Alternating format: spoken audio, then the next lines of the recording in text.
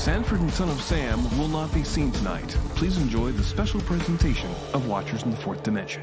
Hello and welcome back to Watchers in the Fourth Dimension. I'm Anthony. I'm Don. I'm Julie. And I'm Reilly. This episode, we're going to be looking back at the entirety of Season 12, which was a time of huge change for the show. But before we get into all that, we've got some mail to cover. We will start with feedback from our episode on the Sontaran experiment. We had a few of our friends being as lukewarm towards this story as we were, with our dear friend Adam Wright saying, "Poor Harry. We have to remember he was only included this season because they thought there was going to be an older doctor and he would have filled the action requirement. Also, with Tom Baker getting injured, I'm sure there was a lot cut back. Overall, this is a filler episode that I could skip, but I give it 5 melting Styres." That was about what we gave it to. Yeah.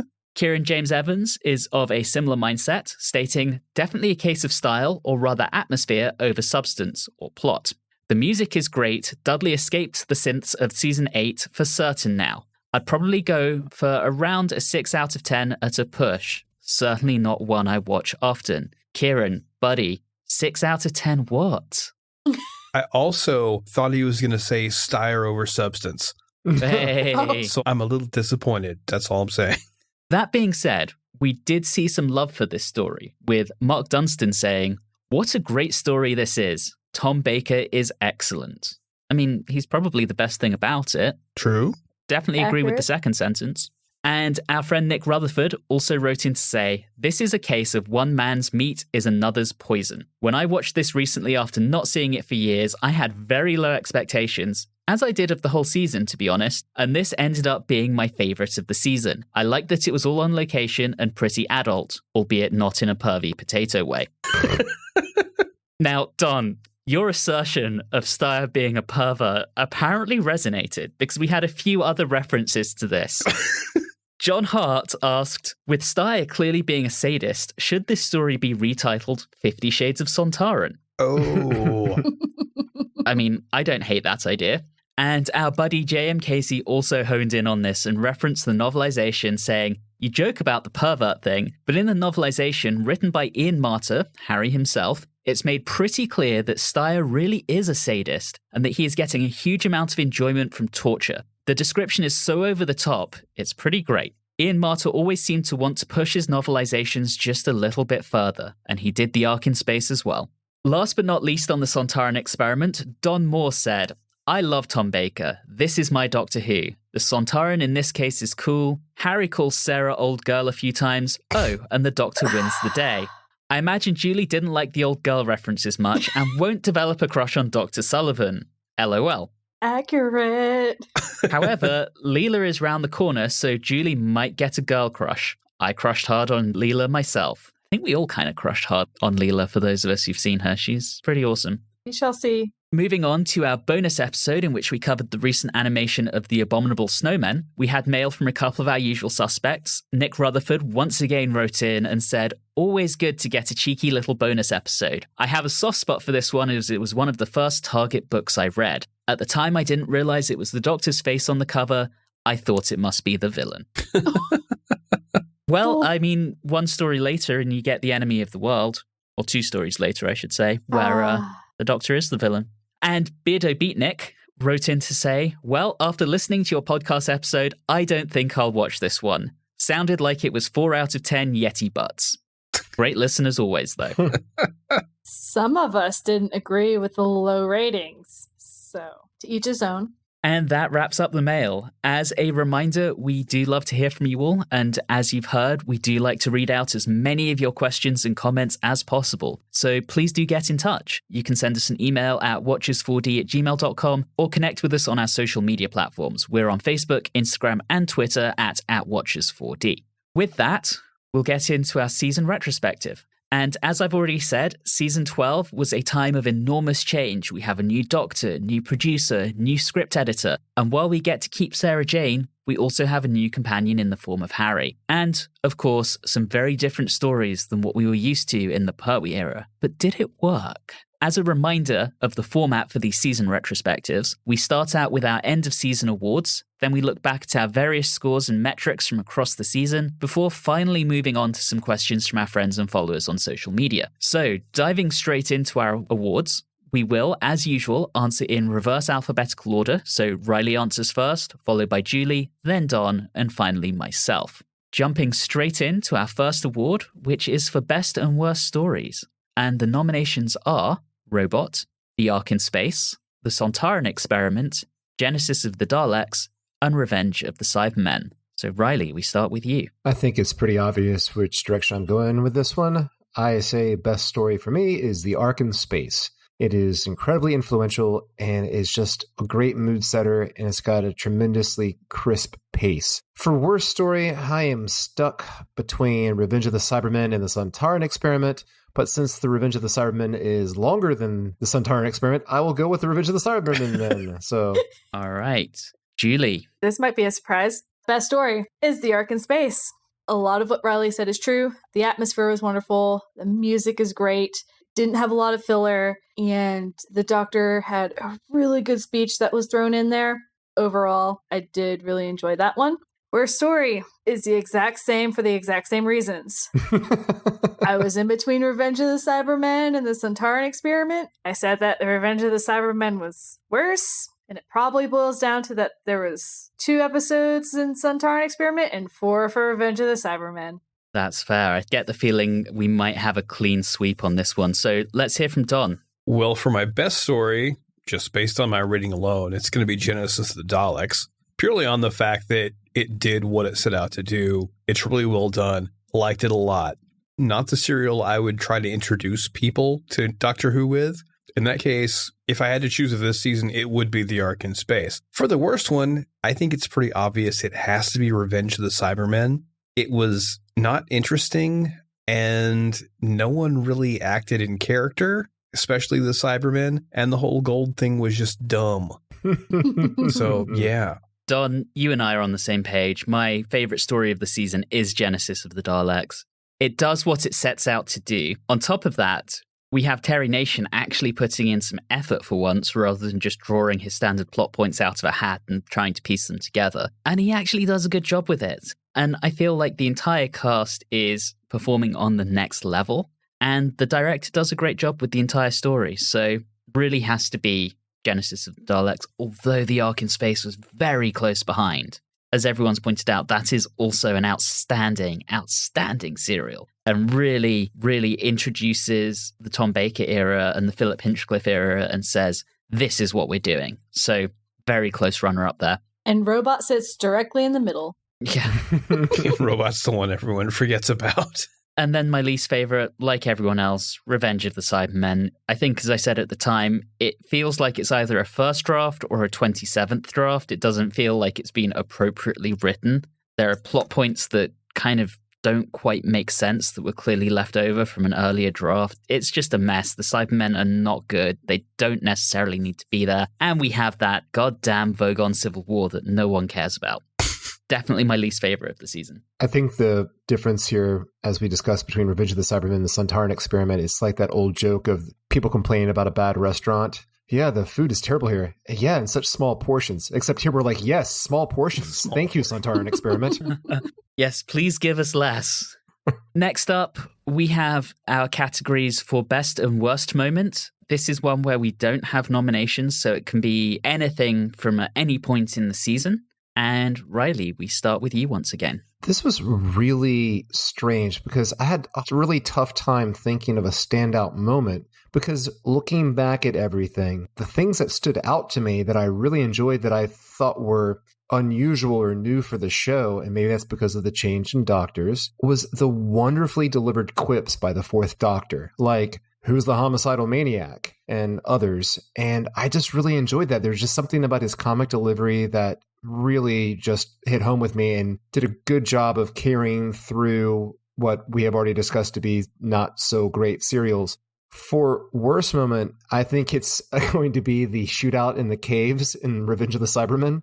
I didn't say it then. I mean, I mentioned it, but I didn't say it then that it reminds me of a bit from the old Naked Gun movies where there's a shootout and the editing cuts from one side to the other side in a tight framing shot. Each edit adds more tension back and forth until they cut to a wide shot and you see they're only 3 feet apart. That's basically that shootout. So, Julie, what you got? I also struggled a little bit with best and worst moment, really both. Nothing seemed so blatantly obvious for these. But I'm going to go with best moment. I already alluded to the fact that I really enjoyed that speech that the Doctor gives in the Ark in Space, especially, he's just walking around. It's very atmospheric, and he's talking about the human race and all the things that they do. So I just really thought that that was good because it highlights a really good Doctor moment. And that's kind of where I started to see him as actually being the Doctor. Worst moment, it might seem pretty obvious, but I'm going to say, let's talk about that tank and robot. Don't think I have to go into much detail on that one. The runner-up for that is anything that had to do with the Vogon Civil War. Yeah. Don, let's hear yours. Okay, first of all, I'm glad that someone brought up the tank and robot. You're because welcome. it deserves its moment, not in the sun, but you know what I'm talking about. Best moment was difficult for me, but it comes down to most of Tom Baker just being the Doctor, especially when he's being both funny and slightly insane. But I do like that one scene in Genesis the Dalek where he just announces that he's a spy. That was really clever and probably off-putting to the characters in there. For my worst moment, it's a tie, and it's from my favorite serial. Either the ending freeze frame or the we're all holding hands and floating in space bit. Oh, God. And I must say, I am shocked that Reilly didn't mention either one of those, so I'm kind of impressed. Yeah, I think both of those are pretty bad. Yep, absolutely. Particularly when the direction of that story otherwise is so strong. In terms of my ones, like Julie, I think it's one of the speeches, and I did for a long time ponder it being the Homo sapiens speech from the Ark in Space, but I went for the other big one of the season, and that's the Do I Have the Right speech from Genesis of the Daleks. Just thinking about that, it still sends a shiver down my spine to this day. It's such a wonderful moral quandary, and this Doctor decides at the time that he doesn't have the right. And you know full well other Doctors would have no hesitation. I think we all know the third Doctor would do it. The 10th Doctor would probably do it in all his Time War angst. I think 2 would hesitate. No, you see, 2 would make Davros do it by accident. Yes, he would. In terms of my worst moments, I also went for something from Robot. And in my case, it was the Doctor's post-regeneration insanity, the whole karate chop a brick, run on the spot, and jump up and down on a skipping rope. That just does not do it for me, and I'm glad we moved on from that very, very quickly. Next up, we have our category for Best Lead Actor, and there are 3 actors who are eligible here. Obviously, Tom Baker as our new Doctor, Elizabeth Sladen as Sarah Jane Smith, and Ian Marter as Harry Sullivan. Now, I already know who Julie is not going to pick, but Reilly, let's hear who you are going to pick. It's so clearly Ian Marter, right? Yeah, it's totally Tom Baker. Absolutely, no doubt, Tom Baker. He grabbed the role from the get-go, made it his own, like it was always meant for him. It just fit like a glove. I recall out of all the debut episodes for Doctors that I have seen so far, I don't believe I have seen someone take to the role so easily right out the bat. It's fair. Julie. It's obviously Tom Baker. It might sound like as we go through the season that I am not the biggest fan. However, the thing that I'm not a fan of is the stories themselves. It is not Tom Baker. His line delivery is excellent. His comedy is excellent. He has some really great speeches, things like that. So he's doing a wonderful and phenomenal job. I wish it could be Elizabeth Sladen, but unfortunately, the powers that be decided that they didn't know what to do with her, and that makes me very sad. Done. It's Tom Baker. Move on. That's it. And I'm in complete agreement. Tom Baker, he comes in, he nails it, he owns it. It's his show now. John Who? Okay, next up, we move on to Best Supporting Actor and Worst Supporting Actor. Now, we were going to do something a bit different with this season, in that we were going to nominate people over the course of the season. And dear listener, you may have heard us do that. However, what we realized about an hour before we were due to record is that none of us actually kept track of who we were nominating. So we're going to do better when we do season 13 with that. Way to call us out, Anthony. Yeah. Well, I'm calling myself out on that too, because everyone except me thought it was me. So We are back to our old traditional version of... Pulling it out of our ass. Okay. Yeah. Moving on.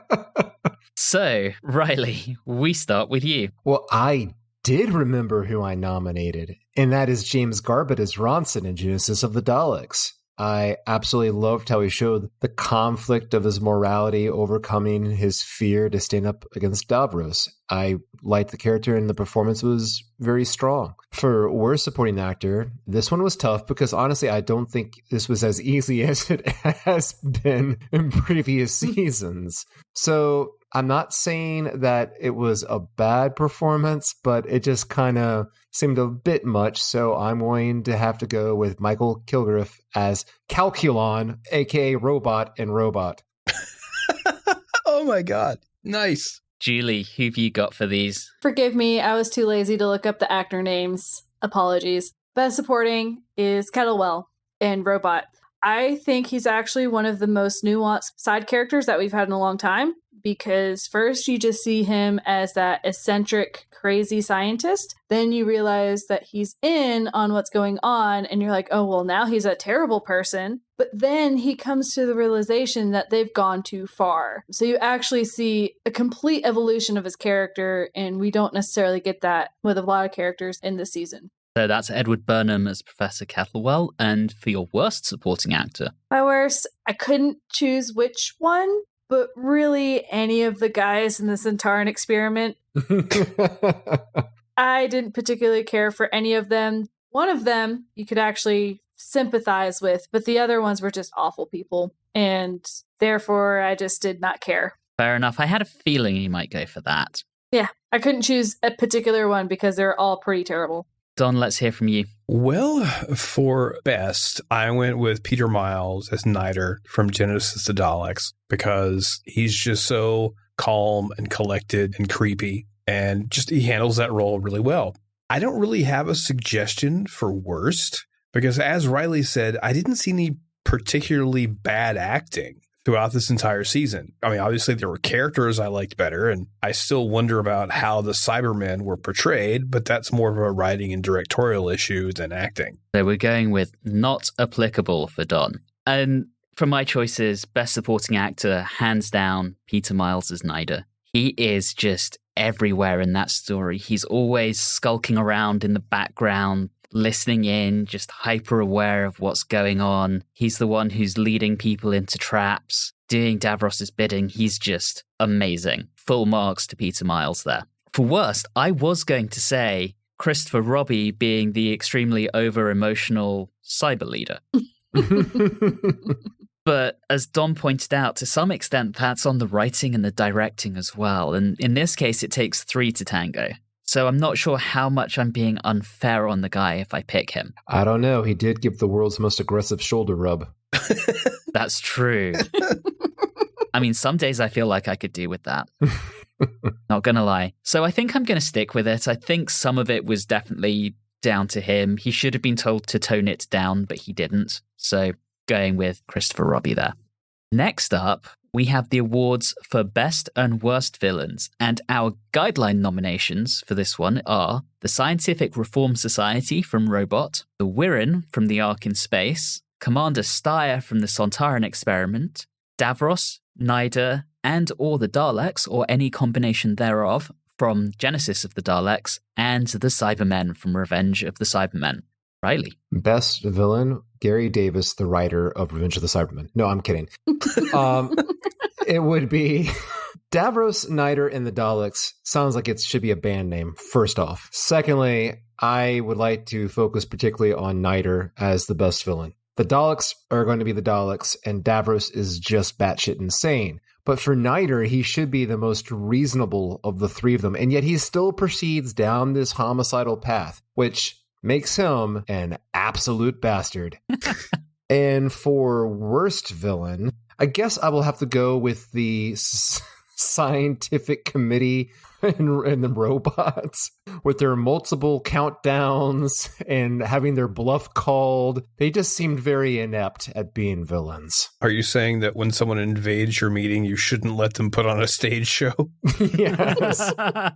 That's just polite. That's all I'm saying. I think that's a reasonable call out there. Julie, who have you got?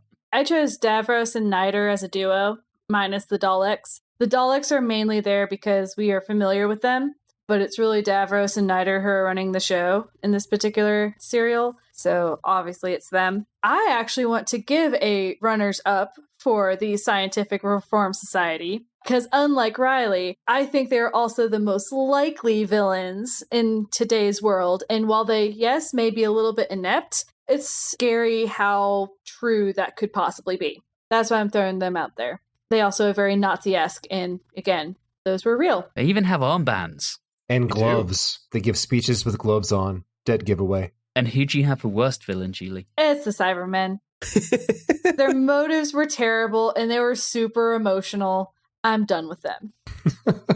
All right, Don, let's hear yours. Once again, I have to go with Niter because, I mean, the Daleks, we generally know what we're getting, which is either going to be effective villains or some sort of comedic weirdness. Davros was just a lunatic, so I felt it kind of difficult to take him as being effectively scary. Whereas Niter, every time he was on screen, you really wanted to know what he was up to. That's fair. And for the worst, it's obviously this version of the Cybermen. They don't act like Cybermen. They barely look like Cybermen. What the hell? And I'm with you. Worst villain, undoubtedly the Cybermen. They're just not good in this serial. And I think it's probably a good thing we don't see them again for quite a while.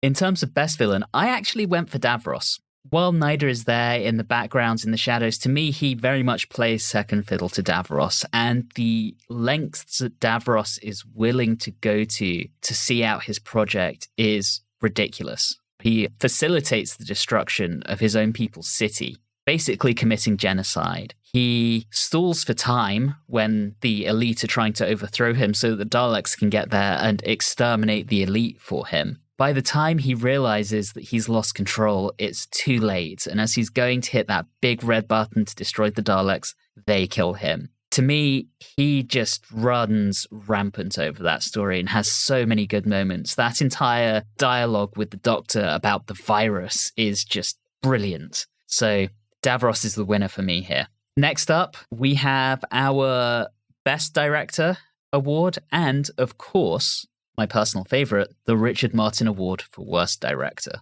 And our nominations here are Christopher Barry for Robot, Rodney Bennett for both The Ark in Space and The Sontaran Experiment, David Maloney for Genesis of the Daleks, and Michael E. Bryant for Revenge of the Cybermen. Reilly, off you go.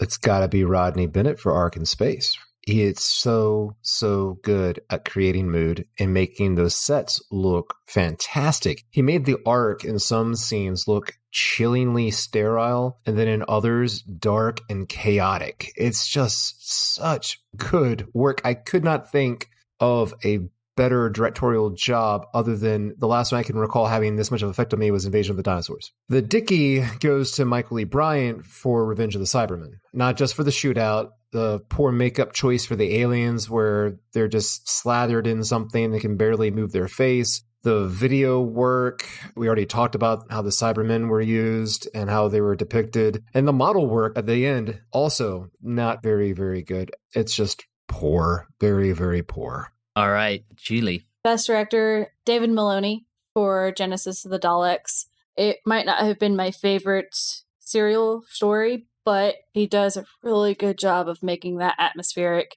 And maybe the clams weren't the best well done, but that's not necessarily his choice because they did have designers, so he did what he could with that.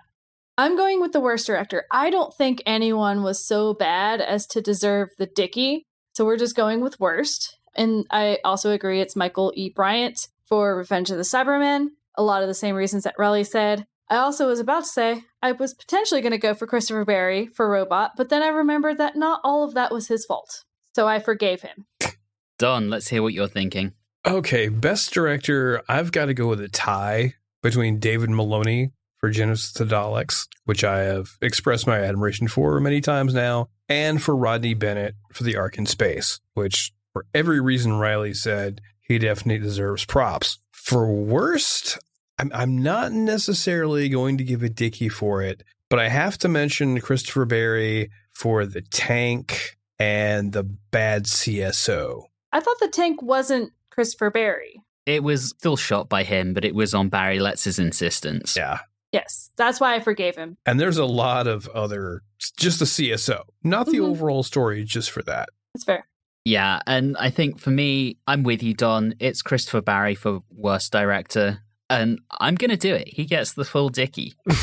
While there was undoubtedly some interference from Barry Letts, and, it was Barry Letz's last serial as producer, so he clearly wanted to be directing it himself, but he'd just done Planet of the Spiders, and they obviously weren't going to let him do 2 in a row. So there was some interference there, and that led to things like the tank. But there are so many other things that I feel he should have spoken up and stopped and perhaps done better. The design of the robot with its pincer hands, no, he should have said, guys, come on, is this really the best we can do? Likewise, I mean, Reilly, you nominated Michael Kilgareth as Calculon as the worst supporting actor. He should have known when to rein him in. That is the director's job. Dude, calm down. It is close. Michael E. Bryan definitely deserves to be in the conversation, but I think Christopher Barry just edges ahead on this one. So that's 2 full-on Dickies and 2 semis. Oh, Reilly, never change.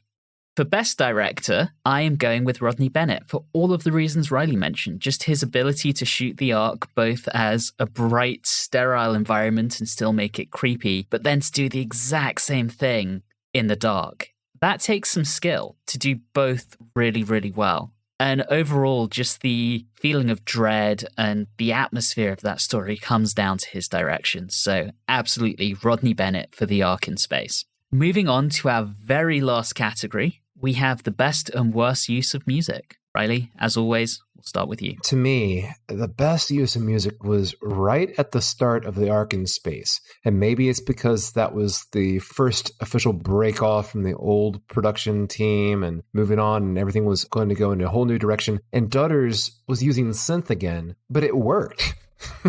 And the ambient noise as well did such a good job in that serial. So to me, that was the best use of music. Now, worst use of music was also tough because I didn't really have anything negative to say about the music this season. It isn't fair what I'm about to do because it fit what was being asked of it. And as Anthony alluded to earlier, it really does seem really out of place for the character. But in Robot, when the Fourth Doctor is acting and doing his really zany thing with the karate chopping and the skip rope, and I don't know why I'm suddenly talking like that. But anyway, Dutters gave a theme or gave some sort of like musical cue to back that up, that kind of zaniness, which is what was required of the scene. But in retrospect, it definitely seems really out of place in the show and for the character. So I'm not saying Dutters did a bad job. I'm just saying that is the worst use of music. All right. Julie, you're one with strong opinions about music, so I'm very curious as to what you're going to pick here. And you should know me, there's always going to be probably 2 because I have problems deciding. I really like In the Ark in Space, similar to Reilly, but I'm more focused on when they're actually walking through the empty corridors on Nerva. It does set the atmosphere really well. Again, using low reads, as Dutters is really good at when he doesn't do things with the synth. So I really enjoyed that. Genesis of the Daleks came in very, very, very close second. And I'm talking specifically when the Daleks were coming down the corridor towards the very end, especially considering what our previous Dalek theme was. This was not just a vast improvement, but it was actually kind of a little frightening, and I really enjoyed what they did there. Worst music. This should be obvious. If you don't know by now, I'm not a fan of Carrie Blyton at all. It's too much weird synth. There's a lot of weird, bizarre saxophone and other things going on. I know they like to do certain things when it's a Cybermen story, but it's just not to my liking, and I'm sorry. But just anything with Revenge of the Cybermen that was over-the-top synth, not good. Don. Pretty much what everyone has said. The Ark in Space was probably the best because it was, to me, atmospheric. It really set the mood, and it was perfect for that story. While trying to think of the worst one, the only thing I could think of was there was one where Dutters didn't do it, and I hated it. And I had to was go back Revenge of the through and Cybermen. see who it was. And it turns out that it was Revenge of the Cybermen with Blyton and Peter Howell. That's fair. I know that particular score seems to drum up a lot of very strong emotions, both positive and negative. So I'm not surprised we had two of you picking that. My choice is best use of music is actually music not being used. And that is Dudder's knowing when to employ silence in the Sontaran experiment. That could either be Dutters or it could be the director, but yes. Yeah, but that complete lack when they first beam down and there's meant to be no one on the planet and it's just so quiet really works well. And I'm going to cop out. I don't have a worse use of music. I actually thought there was nothing particularly offensive this season. So complete cop out for me. Another non-applicable. Yep. Only one from me. The other one was Don, to be fair. And that brings us to the end of our awards. Very quickly, we're going to look back at our scores and metrics. Overall, when we average stuff out, Genesis of the Daleks was the best serial of the season, according to our scores, coming in at 8.88, followed by The Ark in Space, 8.75, Robot with a very solid 7, Sontaran Experiment kind of below par, 4.5, and then coming in last, Revenge of the Cybermen with a 3.25. That gives us a season average of 6.48, which brings it just above what we had for season 11, which was 6.43, but below all of Pertwee's other seasons, and also below seasons 2, 3, 4, and 5. I'm not actually surprised because it kind of follows what we saw pre-Pertwee in that there are really good serials and really bad serials, whereas somehow in Pertwee's era, they were all just pretty solid stories, not usually amazing, but not bad. They were consistent. Yeah, I was going to say, there was a level of consistency until Terrence and Barry in season 11 decided they'd rather be making Moonbase 3. Having a Delgado helps a hell of a lot. It does. True. Looking at our individual scores, 3 of us had Genesis of the Daleks as our best. Myself and Don gave that 10 out of 10. Julie gave it 7.5. Julie, that was your highest score. Julie, you actually had the lowest highest, if that makes sense. So Yep. 7.5 was your highest. You also had the lowest, giving 2.5 to Revenge of the Cybermen. And overall, you had the lowest average of the season. Your season average was 5.5. I was very harsh. Yeah. Julie gave this season the finger. Next up, Reilly, your highest, The Ark in Space, 10. Your lowest was joint between the Sontaran Experiment and Revenge of the Cybermen. You gave both of them a 4. And your season average came out to 6.8.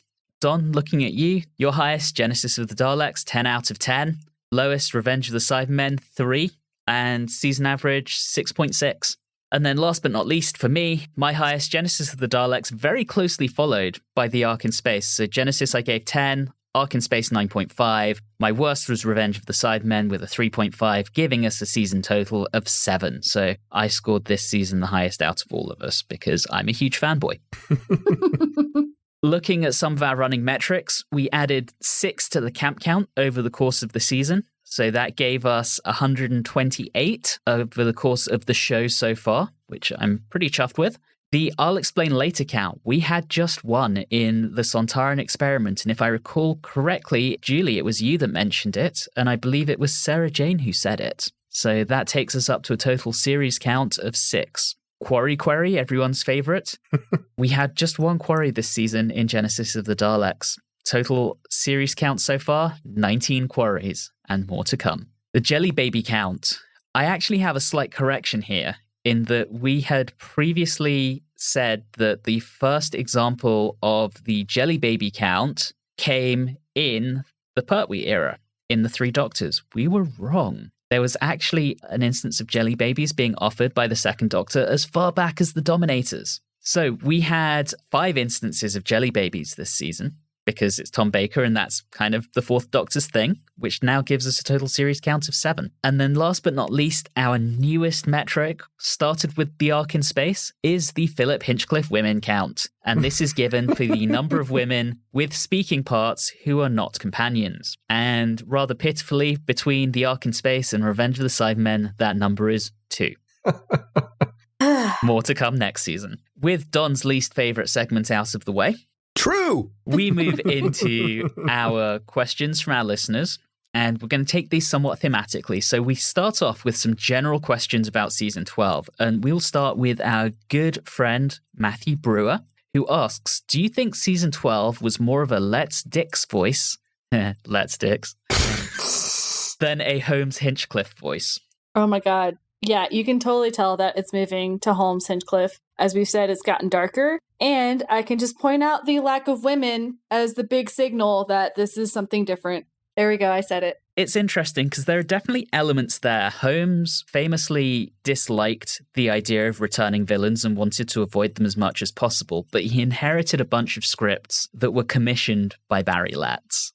And so the idea of having the Sontarans, then the Daleks, then the Cybermen, that was Barry Letts, but Holmes completely rewrote them to give them a different tone. So you kind of get a little bit of both, but I definitely agree with you, Julie. The vibe, hugely Holmes and Hinchcliffe. I feel that since we're just in the beginning of Holmes and Hinchcliffe, it's kind of hard to say exactly from my perspective because I have not experienced it completely, like their true voice. This is them just starting out, so we'll see. Also, having not known what Holmes' opinion was, other than just hearing it from Anthony, I wouldn't have been able to have any comment as to whether or not they wanted previous villains. Yeah, it feels very mixed. Well, with Robot, you do definitely get a lot of the Let's Dix influence. But saying what you said, you can kind of tell it doesn't really have its own voice yet this season. And that's probably why it's such a mixed bag. So hopefully we will see more of that in season 13, and we might come back to this question then if we remember to do it. Next up, our friend the Whovian Gal. How successful do you think season 12 is as an, albeit mild, soft reboot for the show? As this era has the reputation for being Doctor Who's golden age, do you think it's currently living up to expectations? Or are there more elements from the Pertwee era you wish the show had held on to? I think that it was successful in introducing a new Doctor. Referring back to our previous answers on the previous question, it's still trying to sort itself out overall. It's trying to figure out what it wants to say, how it wants to be. I'm sure we have other questions coming up later about Sarah Jane and Harry, which is a huge part, I think, of the difficulty with this season. So I'd say that it isn't living up to expectations, other than the fact that Tom Baker is absolutely awesome as the Doctor, and he is what makes this season worthwhile, in my opinion. Outside, of course, Ark in Space, which is awesome. I think this particular season has some really standout episodes. Yes, Reilly, that includes the Ark of Space. But I don't necessarily think this season is what has the reputation for being the golden age. This feels very transitional. And aside from knowing I was going to enjoy Tom Baker, I didn't really go into this with any expectations. As far as elements from the Pertwee era that I wish had stuck around, Sarah Jane being an actual character. Yeah, I was going to say that exact point. I wish they had done something better with Sarah. I mean, we've complained about it a lot over the course of the season. They just didn't seem to know what to do with her, so just didn't. I obviously am thinking it's not living up to my expectations. It doesn't help that as the person who has seen the least amount of Doctor Who of everyone on this podcast, you go in and everyone speaks of Tom Baker as if he's like God or something. You get a lot of these expectations of, oh my gosh, Tom Baker is the best. It's the one with the scarf, blah, blah, blah, blah, blah. And while yes, Tom is great.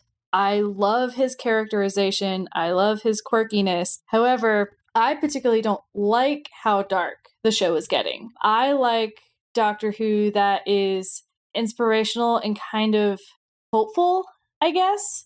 And I don't necessarily seem to be getting that here as much as I did, let's say, the second Doctor, who is my favorite Doctor.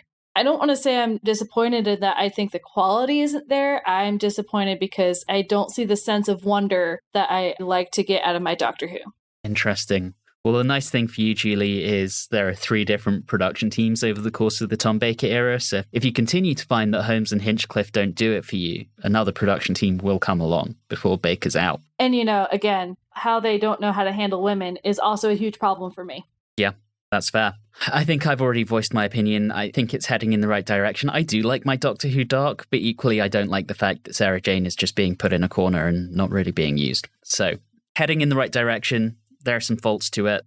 All right, next up, a structural question from Adam Wright, which is, how do you feel about the approach to this season being one big adventure linking each story directly to the next? And did the absolute lack of the TARDIS interior take away from the magic that is Doctor Who?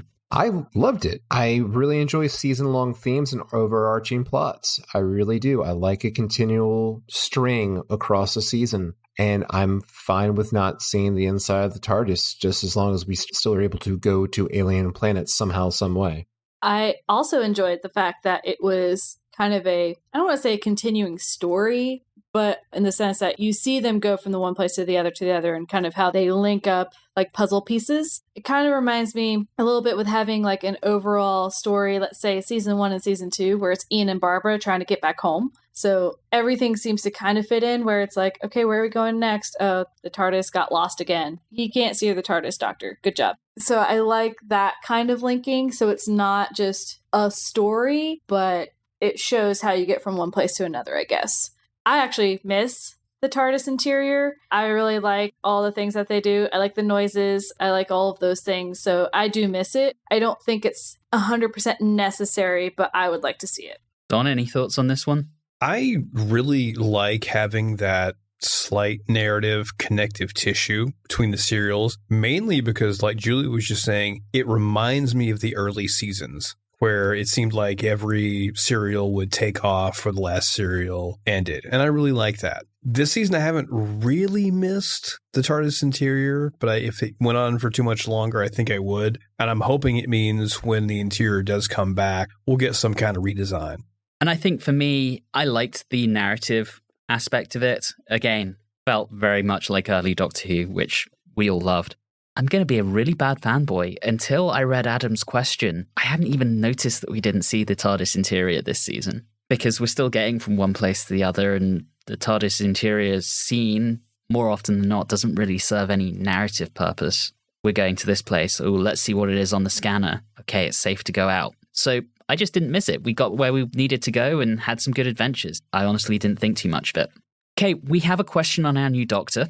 Obviously, one was going to come up, and this comes from Alan Seiler, who asks, thinking strictly of first seasons, how do you think season 12 compares to seasons 1, 4, and 7 in establishing and developing a new Doctor character? And which actor established himself most firmly in the role in their first season? Well, it's because Baker, as we've already said before, he fits in so well. But I think that's him working his magic. I don't believe this season did as well as seasons 1 and season 7 outside of the Doctor in establishing the character. I just think it's Baker's amazing acting that makes him fit so well. I'm going to disagree a little bit in that...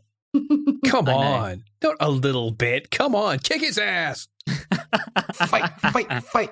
I don't think season 7 did a great job of establishing the third Doctor. And I love season 7. But the Doctor we see in season 7 is different from the Doctor we even see in season 8.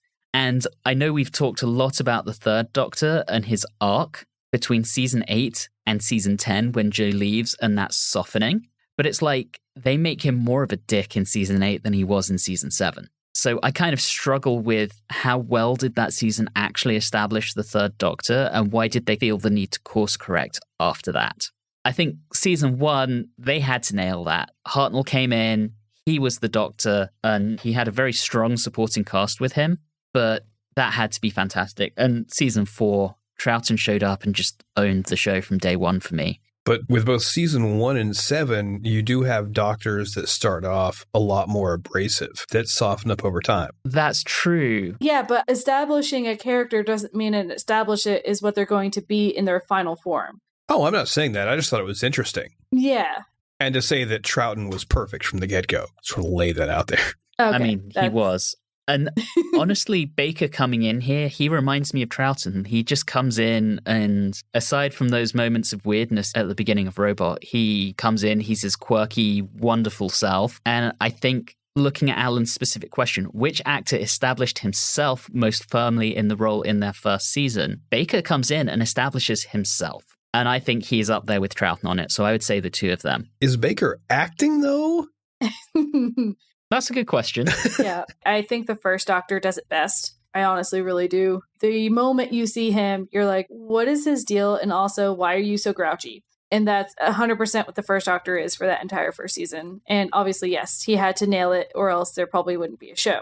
while I love Troughton, and to me, he was the Doctor immediately, at the same time, I think for some people, it took more time, and the show probably could have done a little bit better job of establishing as a character, despite my love of Troughton. That's kind of how I feel with Tom Baker. It took me a serial story to get into Tom Baker, and even then, I could see some people still struggling, but it's not necessarily, I think, the actor's fault. It's partially the stories. So it's that weird question of, okay, well, the actor might have the right mannerisms and establish himself as the Doctor, but that doesn't mean you know who the Doctor is when you immediately meet him based on the actor skill, if that makes sense. Any further discussion on this one? Don, do you have a strong opinion other than telling Anthony he was wrong? I mean, I usually enjoy doing that, but not at this time. Cool.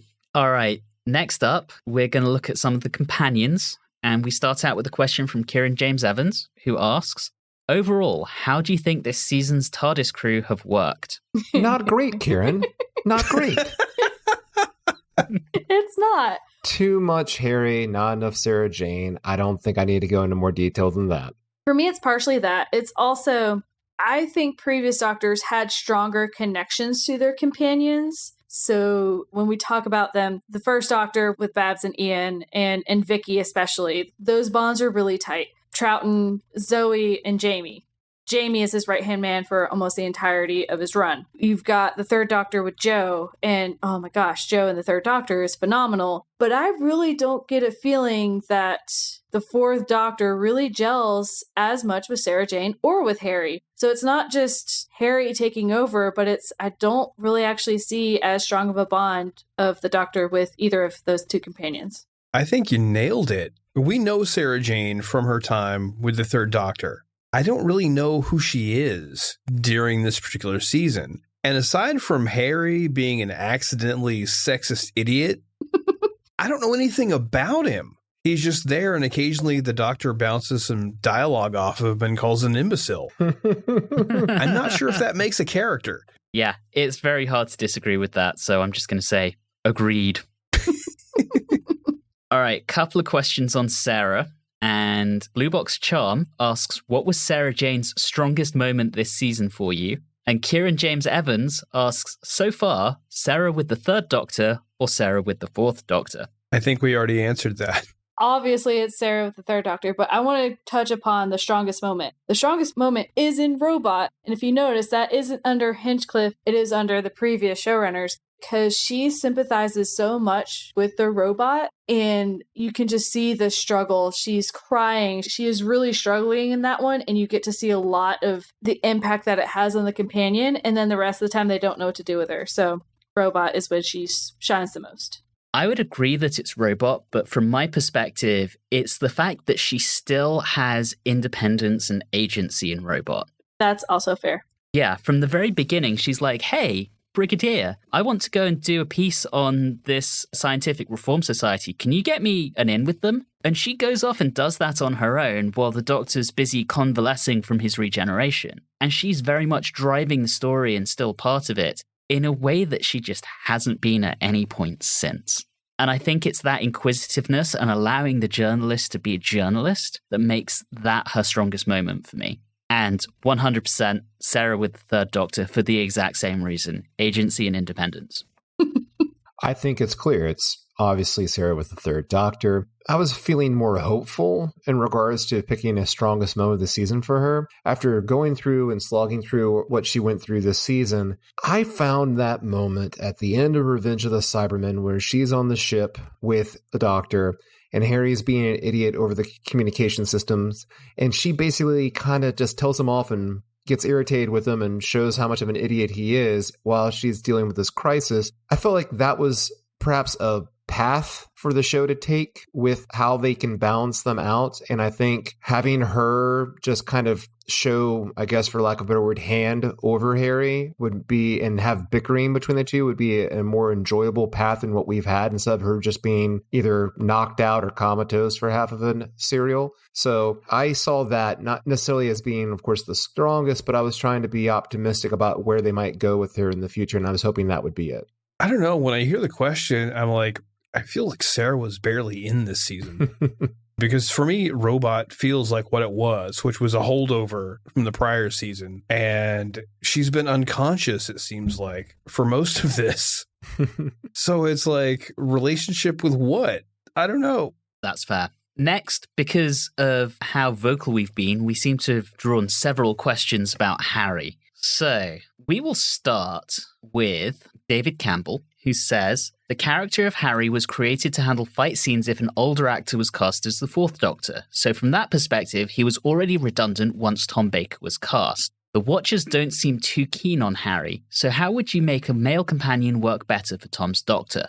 Also, similar question from J.M. Casey, who says, you've said a few times now that at least some of you think that Harry is in the way. What's the trouble with Harry, and how could they have fixed him? Well, you also left an interesting thing that he pointed out in the last sentence of his question, which was, would some adventures without Sarah perhaps have improved the character by not having to be in her shadow? The problem what I have with that statement is that I believe that Harry is overshadowing Sarah Jane, because since they don't know what to do with Sarah Jane, they knock her out and have her do nothing. So that's actually where my problem lies.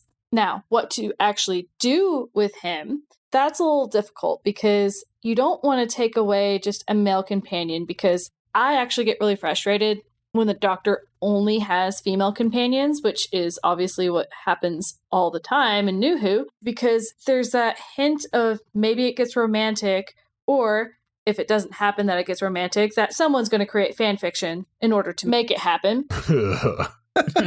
So I generally like to have someone there. From a guy perspective, I do kind of like the more, for lack of a better term, blue collar, like the Jamies and those other people who don't necessarily are like as smart or even trying to compete as smart as the Doctor, but it's still good as a juxtaposition of the Doctor being more academic smart and the companion maybe having a more grounded view is probably how I would go about getting another male companion in there. I think you're very close on how to fix Harry. I've come to kind of like him throughout the season, but it seems like they're not giving him enough of a personality aside from making him kind of a upper class twit. You either need to lean into that and make him a pure comic relief character, or give him a personality, make him someone that the Doctor would want to have around as a friend, and especially someone that has some kind of relationship with Sarah.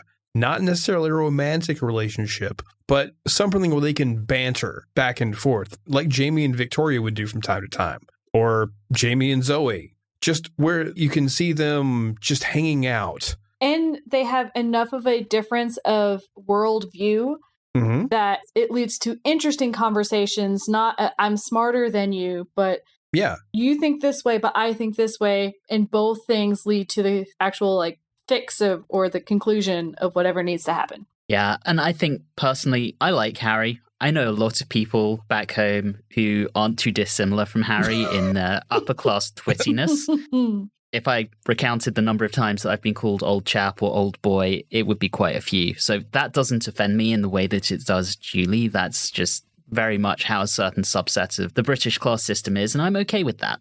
I do think the fact that he constantly overshadows Sarah is the issue. And candidly, I think sharing the limelight, sharing the storylines, maybe you have a story where Harry is in the foreground and Sarah's not, but then the next one, you switch it over. And then for a six-parter, there's certainly plenty of space for both of them in that. The sad thing is you mention Harry overshadowing her, but he's not really, because he's not doing a whole lot either. True. But he's the one who's always hanging out with the Doctor. Yeah, he's at least there for the Doctor to talk to. I think having her just more present would help. Having her be part of the action would certainly help. But in terms of fixing Harry, that banter aspect, and you kind of started seeing it between the two of them in Revenge of the Cybermen. We even commented on how much Sarah seems to dislike him. So I think that would all really, really help. That's what we need. We need a soap opera crew on the TARDIS where everyone is scheming and backstabbing against each other. We're going to save that for the 80s. Big hair and shoulder pads, man. I don't think there's much else to add in regards to this. It is very difficult. And I can imagine back then, even more so, to write a male companion that wouldn't be stereotypical in that there's a romance with Sarah Jane or the competition with the Doctor. I was thinking, I really liked what Don was saying, that if he's going to be an upper class twit, let's just go all the way with it. Let's just go full comic relief. And maybe that's what was happening in a little bit in Revenge of the Cybermen, when Sarah Jane was really kind of looking down at him and speaking down to him, and there was bickering. I really enjoyed that. I think part of the question was, how do you make a male companion work better for Tom's Doctor? The Doctor takes up so much space. Tom Baker's Doctor is huge in personality. And so I feel like it'd be very difficult. And I think he could work just with Sarah Jane. I would think the only thing you could add to it is maybe if you had like a 1-season male companion that was a person who was like broken in some way, had some sort of character flaw that they needed help with, and they learn, and that gets resolved by the end of the season. But it needs to be something concise, not something that's just expected to be a relationship that could go on and on and on until, contracts aren't renewed. I must admit, I do have regret about this season that relates to Harry, which is that when it comes to Genesis of the Daleks, I didn't think of calling that episode Wham Bam Thank You Clam. And I have to live with that regret. Just one last note, I do agree. Having him be the comic relief would have been spectacular. All right, we have a couple of story-specific questions, both coming from our really good friend Mike Muncher, who, on Genesis of the Daleks, asks, did the addition of Davros improve the usage of nation-like, nationly, nation-esque? National tropes? Did the one-eyed, one-armed, rolling greyish people-hater make the Daleks more interesting, or was he the equivalent of giving Han Solo's last name a backstory? I know how I feel, but what about yous guys? And yes, he typed yous guys. I love Davros. I think that it was very important because we get tired of just hearing exterminate, or what have you. Although, again, early Daleks were very verbose. So I like having there be a mastermind kind of behind like the start of them. I know that it kind of goes all in later and he's around for a while, but I really enjoyed him as a character. I'm going to be a little controversial here, but I do have a criticism. I feel that he is a tad too one-dimensional. I do enjoy that he uses a lot of crazy, clever schemes, and he's very, very smart, and I like seeing him put his intelligence to use with his plans, but he just seems just crazy, and there's nothing else there. It's just crazy person who wants to kill everything. And I love him for it. I have a love and hate relationship with Dave Ross, as I like to call him. Mainly because as a villain within the episode, I think he's wonderful. Great. As a concept in Dalek lore, I don't really like him that much because to me, the Daleks are what happens when you don't think about repercussions and just about survival and getting your own way. Yeah, I think from my perspective, I think Davros is great in Genesis of the Daleks. He 100% is one of the things that really makes that story, and it makes the backstory of the Daleks interesting. Do I think that he should have returned time and time again, or should he have been left exterminated at the end? I feel like maybe he should have been left exterminated at the end, but what can you do? And I don't know how often he comes back, so I can't really comment on that aspect of it. I do know that he makes some appearances in New Who, I believe, so I could totally get that. All right, and then last story-specific question, also from Mike. On Revenge of the Cybermen, what do you think led to the completely counterintuitive conversational cadence the Cybermen confabulated? Not to mention their definite lack of emotion. Arrest this man for alliteration. See, I was going to compliment Mike for trying to screw Anthony up. I think that's funny. And that's why I deliberately took a little longer to... Slow it down. It's fine. To go through my words. I think it could be a combination of a few things. Could be that people want to try to make the Cybermen their own. So if they're going to try to do that, they're going to try to make them different or try to make them evolve in some form or fashion. That often leads to not good things. And that's what this is. And also it doesn't help that, as Anthony mentioned earlier, when they kept rewriting the script, you're going to lose things. And I think that didn't help I completely agree with that. I've got nothing to add to that, other than just please stop. Let's not ever have the Cybermen like this again. Yeah. They were better in Return of the Cybermen, the Big Finish, because they were actually not as emotional, and I applaud Big Finish for that. Or the original script for that, sorry. They just weren't Cybermen. That's the thing, is they'd made it any different alien, it would have been fine. But we've seen Cybermen. We know what they're like, and these certainly weren't that. All right. And we have one final question, and that comes from someone called Colleen Neal, whoever that might be. And she asks, what is your favorite color stripe on the Fourth Doctor's scarf? Olive green. I'm going with purple. I was going to go with the green. We can both go with green. Yeah. That's allowed. I'm going with the fringe. The fringe is the best part of the scarf. You're welcome. I had to be that person. Sorry, Anthony. Hey, you have Colleen to answer to on that, so I'll let you decide whether or not you're scared of her. Okay, well, with that, we're done with Season 12. We will be back next time when we kick off Season 13 with Terror of the Zygons, which I'm personally really looking forward to. But until then, as always, thank you so very much for listening, and have a good one.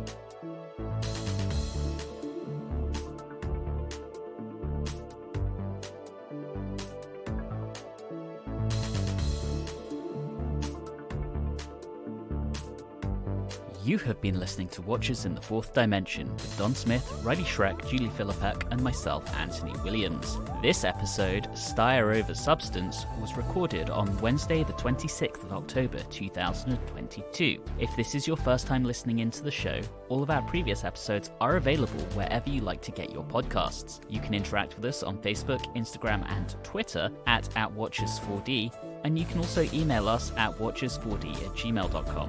If you're enjoying the show, please do subscribe and consider leaving us a review or rating on your favorite podcasting app. All of those things really do help the show. And always remember, if you find yourself as the showrunner for Doctor Who, don't forget to give the companions things to do.